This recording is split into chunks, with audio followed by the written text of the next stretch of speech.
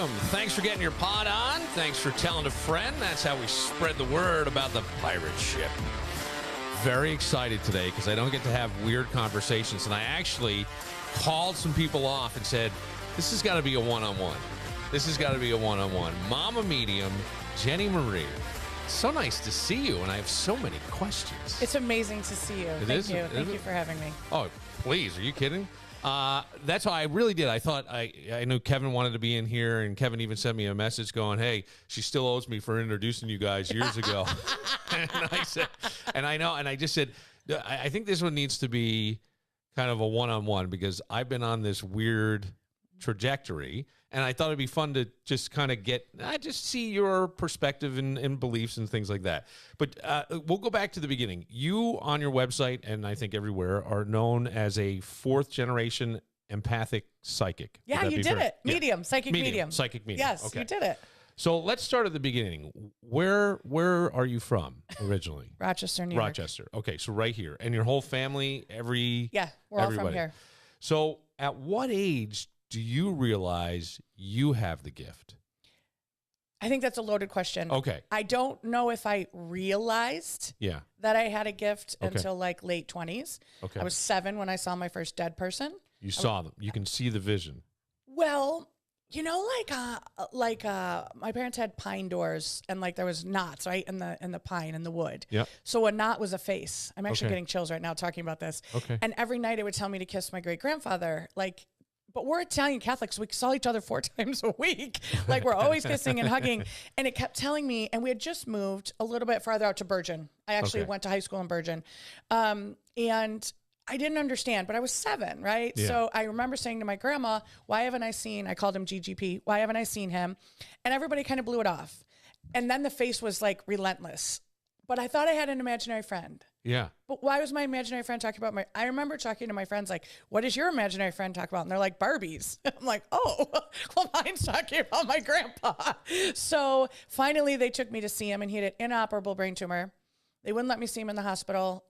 So you had never met this person? No, I did. He was my best friend. Okay. But I hadn't seen him in such a long time. Right. And this face kept telling me, like, push to go see him and give him a kiss and a hug. Oh, like, some other face. the face in the door. Oh, gotcha. So my imaginary friends telling me to go see my grandpa. They finally took me to see him. He was in a consultation room. I'll never forget this. His arm was in a sling. He couldn't talk. They said he didn't know who I was, but he cried when I walked in. Yeah. Died 24 hours later. That was it. It was over. Okay, so it was almost as though he was waiting for you. Right? Weirdest thing. Well, at 7, though, you don't understand. I have chills right now. Over, done with, never talked about it again. When I was 12, I had this premonition. I was on the way to a soccer game. I played soccer, and we were on the bus, and I closed my eyes for a second, and I saw the whole team around somebody on the field, and there was an ambulance on the field.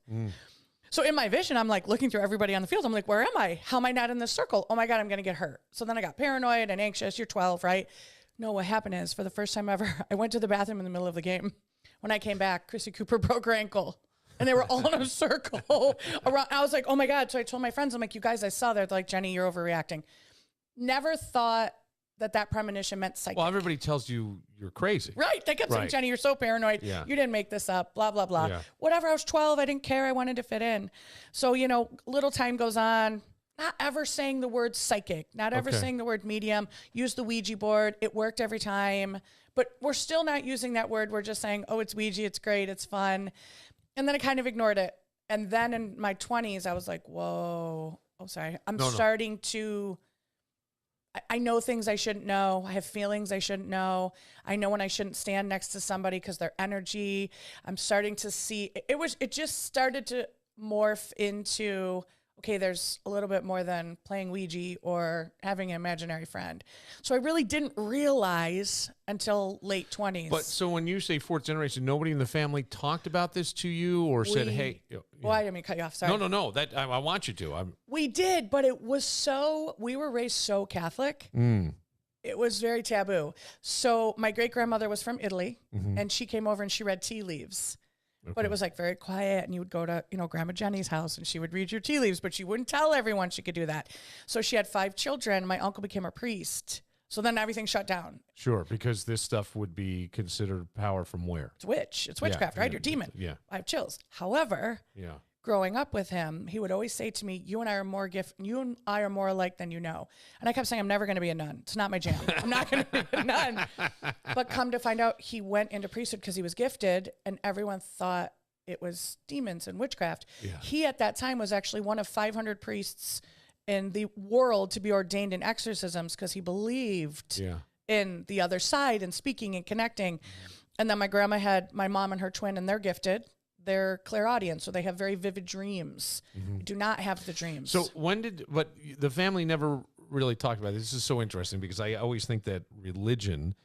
That's exactly it. Yeah, it's a governor, right? It's like a governor on an engine to me. And I feel like it's trying to get you to be a certain way or to believe a certain thing. And so you become conditioned.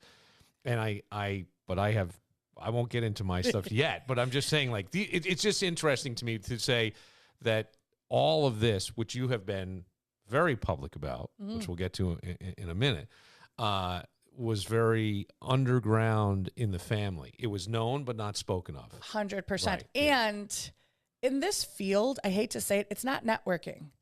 So my mom was like, you'll never be stronger than me. And my other aunt was like, I'm stronger than your mom. But we couldn't talk about it publicly. It was like all in this weird. Stronger how? Gifted. Yeah, it's ego. Yeah. But I love that you say that about religion because you know what the best thing is? There's no religion in heaven. No.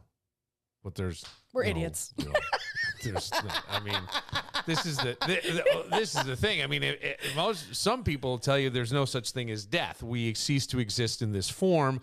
There are those that'll tell you that what you are here is 2% of who you really are. All right. And your non-physical being is greater than your physical being. Of course. So those are just, but that not to get too weird. So no one told you what to look for or no, really, no, hey, Jenny, I've noticed this about you. And as this progresses and you get older, you're going to notice you have these things. And here's some ways to, I don't know, here's the rocks to step through the stream, so to speak, right? Here's the path. No. But I did tell my grandma, hey, maybe I'm a little bit different. And she said, we know. Okay. And I said, I'm a little bit more sensitive. I can feel things. She said, we know. We're just not telling everyone. Yeah. So I don't know what that meant.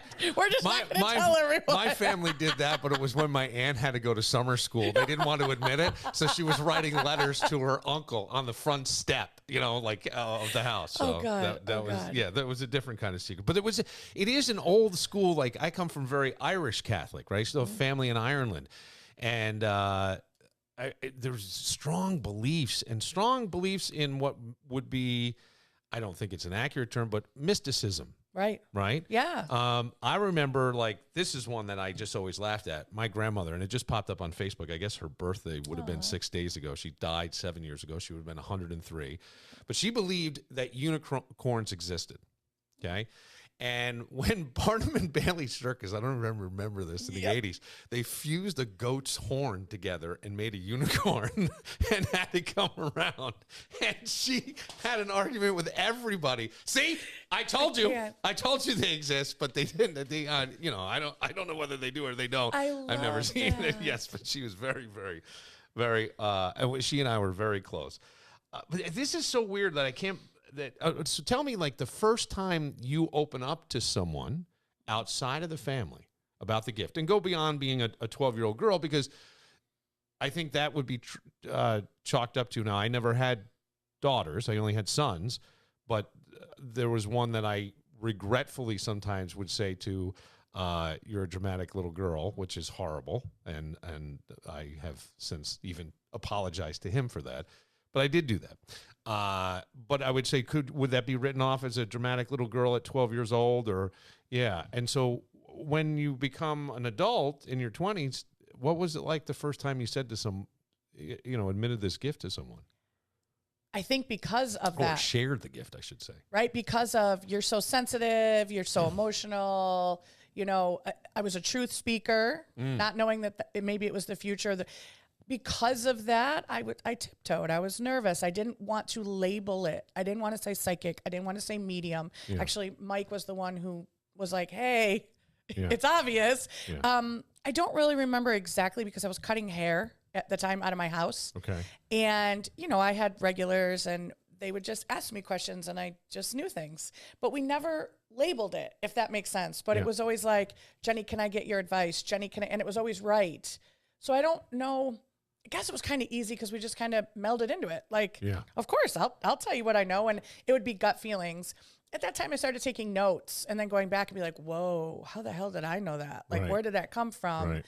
So that was a little bit different, but I still never reached out to anyone anywhere because I was nervous. I don't know, right? Like, I don't know. I wanted everyone to love me. I wanted approval. I wanted to make sure I wasn't different because my family kept telling me how different I was. Right. It was hard. It was a weird transition, to be honest. It's a weird thing, like when you were saying when you were 7, right? Whatever the family was saying to you. I say this all the time, and somebody who made these coasters put a bunch of my sayings from the podcast on there. Those are different ones, but this one is sayings that I say on the podcast. And one of them isn't really mine, but it was what I remember, and I've been told I'm wrong by people in my family, that Jesus said, go forth and tell no one, that he could see you in your pure positive form. When you came dripping your illness, Jesus saw you in your pure positive whole form. Yes. And so when he healed you, what he would say was, from what I remember, go forth and tell no one. And the reason was because when you go back there, and all of a sudden I see your husband's here, and I'll use him as an example. I come back, and my ear had been falling off, and now it's back, and I see Dilf, and I go, look, Jesus did this. And he says to me, give it about a week. Right. And then the doubt comes back in, which I call resistance. And so the resistance to the pure positive. And I often wonder, like, with a gift like that, are there people who have it that are just afraid because we have put the governor of religion and every other thing on here, and we have to do it this way. If we don't do it this way, it's the wrong way. And I just wonder. I don't know. This is my feeling. I agree with you. I have chills when you say this. So chills means the other side's telling me yes, right? So I agree with you. Yeah. I actually love that you use that because I feel like I live in Texas, right? Yeah. Uh-huh. Big Bible. Huge. Not okay who I am and what I do down there. Really? Yeah. I've had some people pull me aside that's been like, I've prayed to release your demons. And I'm like, as though you're possessed. Right, but I was raised Catholic. I'm still praying to the same God you're praying to. Yeah. Just because I'm gifted. But I used this one time and probably shouldn't, but I said, I also pray to Jesus. Do you? And she was like, well, yes. And he responds. And I'm like, he's a dead guy. I literally looked her in the face and said that in the hockey rink bathroom. Yeah. I was like, okay, we're both talking to a dead guy. I grew up in a very Irish Catholic family. And I've told this story many times in different forms of media that I've been on, that I don't know if I've ever admitted this. My dad, I was told by my grandmother, my mom's mom, that my dad had been in the seminary and left. He never really discussed that with me and left. And then he went to Fisher and my mom went to Nass, and that's how they met. And when I was 7, they decided that the Catholic Church wasn't enough. My dad was a philosopher. He had a doctorate in philosophy. And so we went to a more Baptist, evangelical type church. But that would align more with Protestantism, which was Northern Ireland. And my mom's dad would not speak to her for almost a year. Because of religion. Yes, because of religion, yes. And to the point where my grandmother, when I was 7 or 8 years old, would pull me aside and ask me, do you have communion? And basically, like, she thought it was the blood of lambs in sacrifice. And do you know what I'm saying? Like, yes. This crazy shit. And I go, this stuff is insanity. And it's unfortunate because it tears families apart. Wars. People 100%. Have died. We don't talk about what goes on in Ireland or what, not so much now, but what went on for so many years. A car bomb was not a thing my grandmother thought was a fancy drink that we should be drinking. It should be named something else because people died. But when you look at the history of the world, it's not one of the wars we talk about. But you look at all the ones, they come down to basically a religious belief. Isn't that crazy? Yes, it's sad. It's truly sad to me. I'm thankful in 2024, so many people are opening their eyes. Yeah. Why'd you hesitate? I feel like they are. I mean, I think people are. I don't know if they're opening their eyes or seeking answers. And I think, can it be the both? yes, it certainly can. Yes, you have to open your eyes in order to seek answers. Yeah. So the answer is absolutely. You are correct. I immediately thought of the election when you thought that. Yeah. And I think that sometimes I wonder if next election will be the lowest turnout in the history of presidential elections because of the people that are there. Just that there's such an apathy towards both candidates For at sure. times. I mean, different parts of the world. I know where you live. I know where I live. I know where my kids live. You know what I'm saying? Yeah. I've been down in Alabama in the South, so it's it's there. But I'm just saying, besides the loudest voices, I think the majority is pretty silent on this stuff. Agreed. Yeah. I agree. Yeah. But so I think seeking answers and opening their eyes. Yes, agreed. Yeah. I was just going to say, but I still feel like that's a thing. We'll take a moment in a second, but I want to ask you, what is the hardest part about this gift? Is there one for you? Or is that even a fair question to ask? Yeah, Okay. There's a lot of cons. There's a lot more pros than way cons. I don't want to Yeah. say the hardest because I'm not sure there's just one hard. Well, that's When I have to read, like last night, the last reading at Iron Smoke, it's just sticking with me because it was right there. It was to a mother and a sister whose son committed suicide. So it's not just that I'm relaying messages, but I have to feel what he feels. And honestly, it made me cry. And then I think about my kids. Like it's so relatable and it puts me in this loop. And I can't imagine being a mom and losing my son. And she was flat out angry. And then I'm crying because he's crying in heaven and the sister's crying. And it's not that it's a con. I think it was amazing and wonderful. But then it makes me come back to my 3D body and say, I'm a mom. Yeah. What happens here? Am I I know it sounds silly, but that's it doesn't. I think it's the human element, right? Right. And other parts is that I think I can turn it off, but I really can't. So sometimes the craziest things hit me just when I'm out and, with the kids. And then somebody walks in and I'm like, oh God, there's an angel following them and they're going to die in 2 days. And do I approach them? Do I not approach them? I mean, there's so many cons, if that makes sense. There's not so many. I lied. There's a few. The pros are way bigger, but there are some things that, and then sometimes I think to myself, did I relay that message in the way that the soul would have done it here? I feel like maybe they weren't as receptive as I wanted them to be. And I say to Mike all the time, so you second guess. But that's me overthinking. But in the moment, I'm like, no, this is what they want me to say. But then I'm like, I hope I did it right. Okay, so that leads me to the question of where do you think that the gift comes from for you? I don't know. Like source? Like, I mean, yeah, is it source I don't know how to you? answer that for sure. I think we all have it. I think I was born with it. This is deep. I believe in reincarnation. So I feel like in a past life, maybe I messed up and I'm going to come back. But don't worry, your intuition is going to be really strong. You're going to figure it out. You're going to figure out how to help others. You're going to heal others, which is going to heal you. Like I feel like there's a digger, but yes, from source, from God, universe, however you want to say it. Yeah. And then I just figured out. Just sort of the conduit then by which a portal. I tell everyone I'm a portal. So then, right, and I don't, and to me that's sort of minimizing it. But I would also think then when you're done and you realize what has happened, I think the biggest thing that I think we all need to learn to control is the knee-jerk reaction to things. 100%. So my knee-jerk reaction to, oh my God, I just crushed this person, or I said something, or I do it the right way. You probably did it wonderfully or perfectly. And whether or not they were lined up to hear it isn't really your job. And I will say that I do say this every day. So yes, I'm still Catholic. I'm Catholic to a fault. Yeah. You know what I mean? I'm like, I haven't been to church in a hot second. It might burn. But I feel like every morning I do say my Our Father. And then right after that, I say, put whoever I'm supposed to help in my way. Yeah. I don't care about money. Yeah. Just don't let me forget about, paying my bills. Please let me be have as much clarity as I can and use me to be in a healing closure way. I don't want my gift to instill anxiety. I want it to be healing and closure because that's what I would want. Yeah. So as I'm relaying the message, if I say something funny or witty, and that's because I can feel them being vulnerable, and I would want someone to say that to me that way. Yeah. So I do try really, really hard to live in that moment, right? Because when we live in the moment is when less doubt creeps in. Yeah. I would say that that's very true. I think that your only purpose is in the moment. You have choices. You make the choice that feels the best in that moment. Right. And then do it to the fullest without any worry about about any worry of the results. So you're feeling that's your intuition. Yeah.